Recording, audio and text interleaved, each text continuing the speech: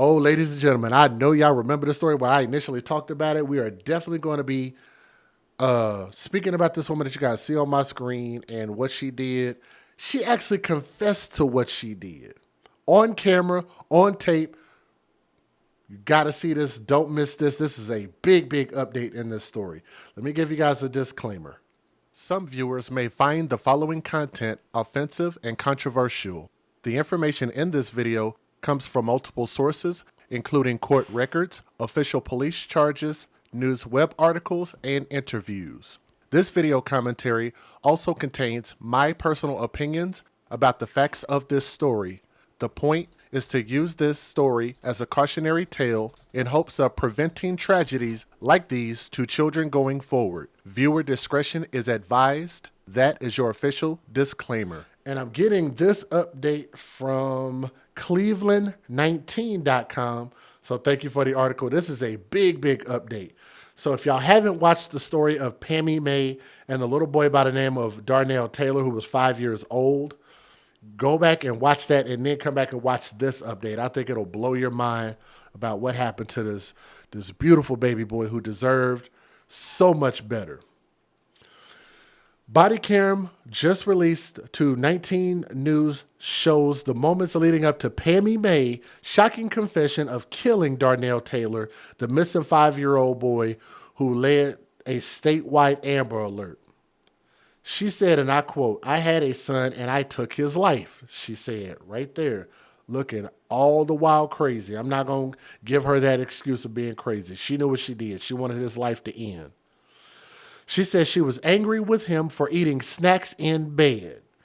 He had a granola bar and peanut butter crackers on his bed. She said he had a knife to open up the box.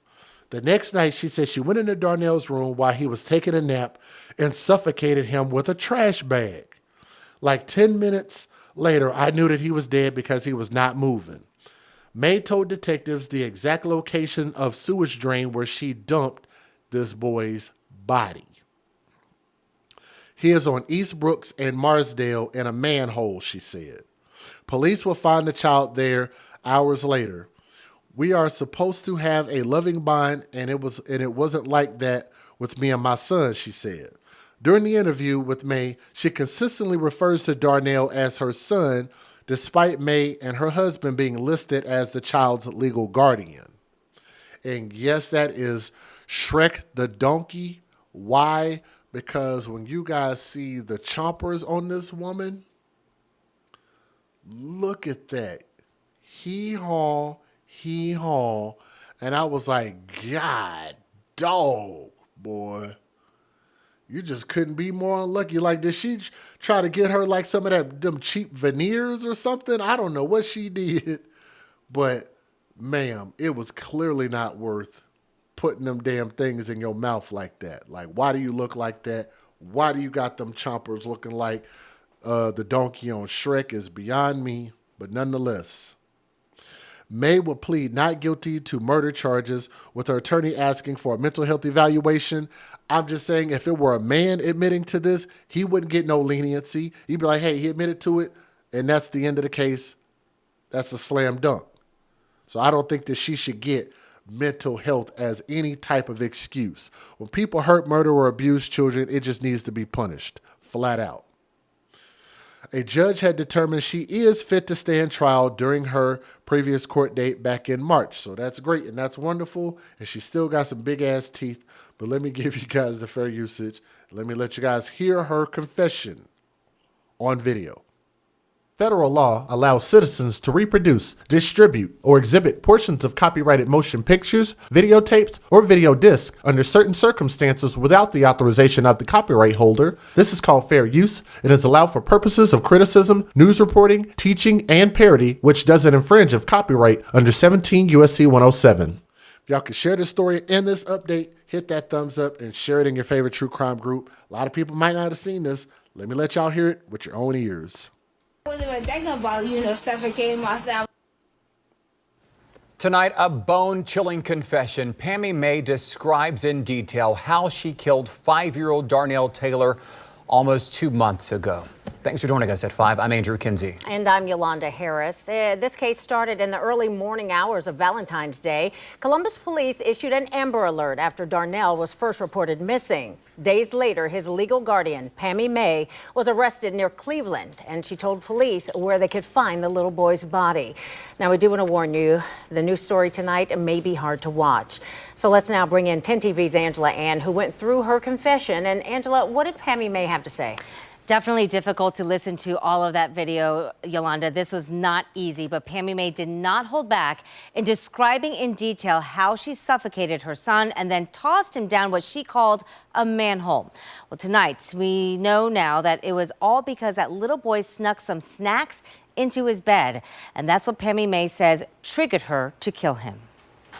At least you had children. I had a son. I took his life, so yeah. Pammy Maye showed little emotion as she recounted over and over how she suffocated Darnell Taylor in his bed. Did he move at all during any of this? When I first did it, no, 10 minutes later, I knew he was dead because he wasn't moving. Only a few times Maye showed remorse. It was so sad. Yet even when a nurse comes in, Maye refused to stop confessing to the crime. Sorry to interrupt. They ordered CT scans on her. Okay. They are ready for it. I don't know how long you guys need. Can you pull up just a little bit? Yeah, this is more important. Okay. It ain't about my concern. This is about my taking somebody's life. 10 TV went through more than 30 videos during Maye's arrest. She tells detectives she caught Darnell eating snacks in bed earlier in the day. Yeah. Stands the nature of a Yes, sir. We're still looking for your son and hoping that he's alive. And want to know if you could help us, maybe give us a better location if we showed you a map. I already told you where he was. If we showed you a map, would that help? He's on East Brooks and Marshawn in the manhole. Can you look at the map? Oh, Marsdale. I'm sorry. Body camera video there showing the moments Pammy Maye confessed to police about the day she killed 5-year-old Darnell Taylor. The video is difficult to watch, but it recounts the moments that led to this crime 2 months ago. We are certainly glad you're joining us for 10 TV News at noon today. I'm Tracy Townsend. 10 TV's Angela Ann spent the last couple of hours looking through that video, and it is difficult to watch. It really is, Tracy, and there's a lot that we actually learned out of that video. The confession itself was about an hour long or so. In that moment where we know that times, and she described in detail, but Pammy Maye did not hold back, telling detectives from Columbus that she, quote, wanted to tell the truth. She talked about running after her husband called police on Valentine's Day morning, saying that that little boy was missing, prompting that Amber Alert. She also said he ate snacks in bed the night before, which triggered her to kill him while he was sleeping. Maye even used the word premeditated as she told police where she dumped Darnell's body. Tonight, the woman at the center of 5-year-old Darnell Taylor. Matt Rascone has more from prosecutors now. For 2 days, agencies across the state searched for her and 5-year-old Darnell Taylor. All right. Are you Pammy Maye? 1 week later, Pammy Maye is in court charged with his murder. As for Miss Maye's record, she has no identifiable record. Prosecutors say Maye was Darnell's legal custodian and that she suffocated him inside her home and then told her husband. He just woke me up and said, he's not here no more. I said, what would you do? What did you do to him? She said, he's not alive. She just said, I got a plan. And I told her, I'm not going to jail for her. According to court records, last Wednesday, Maye held her hand over her husband's mouth when he tried to call 911, saying she had a plan, and then she left. She has mental health issues, bipolar and schizophrenia, as well as possessive or controlling behavior in the past. Authorities issued an Amber Alert that ended less than 2 days later near Cleveland when Maye turned up at a business in Brooklyn. She's kind of distraught, and I'd like to get somebody here to assist her. No. Do you need an ambulance at all? I just need something to my husband, please. Maye was taken into custody. During questioning, police say she admitted to killing Darnell and dumping his body in a sewer. The state is requesting a high bond Based on the severity of the offense at issue, the young age of the victim, relationship with the parties, public safety concerns, as well as the risk of flight, as shown by her flight prior to her capture in Cleveland. The judge set bond for $4 million and told Maye to stay away from witnesses. She is the woman accused. We're getting new officers trying to. There's no chance your son is alive. This is the moment that Pammy Maye explains to officers from her hospital bed how she killed 5-year-old Darnell Taylor. This video was released by Brooklyn police. I had a son, I took his life, so yeah. Maye, who was Darnell's legal guardian, nonchalantly tells police that she was angry with him for eating snacks in his bed the night before. And he had the granola bar and the peanut butter crackers all in his bed. He had a knife, to open out the box. The next night, she says she went into Darnell's room while he was taking a nap and suffocated him with a trash bag.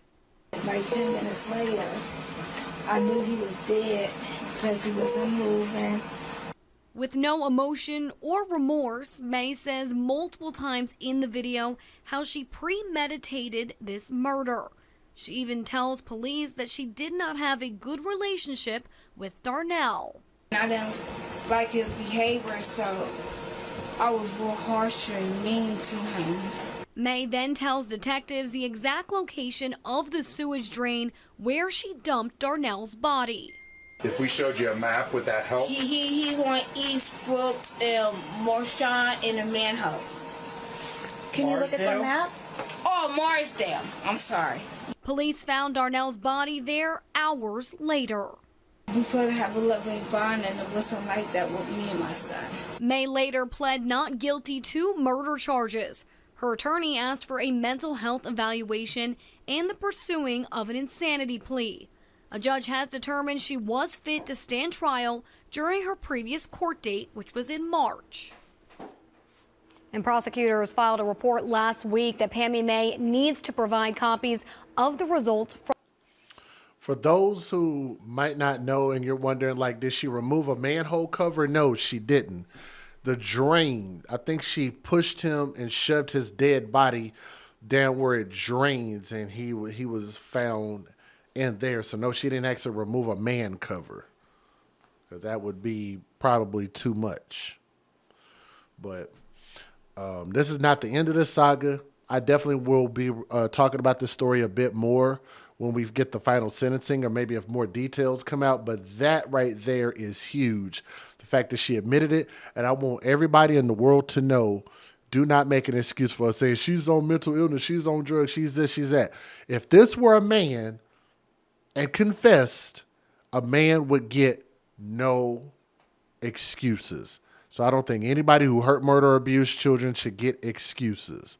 That's what she did. It was an inexcusable thing that she did, and it just needs to be punished. Life in prison, maybe worse. Let's go ahead and get Donkey Teeth out of here. And for Darnell, to that young soul, R.I.P. So we'll do an update on Donkey Teeth here another day, okay? Let me know what you guys think about this story, okay? Thank you.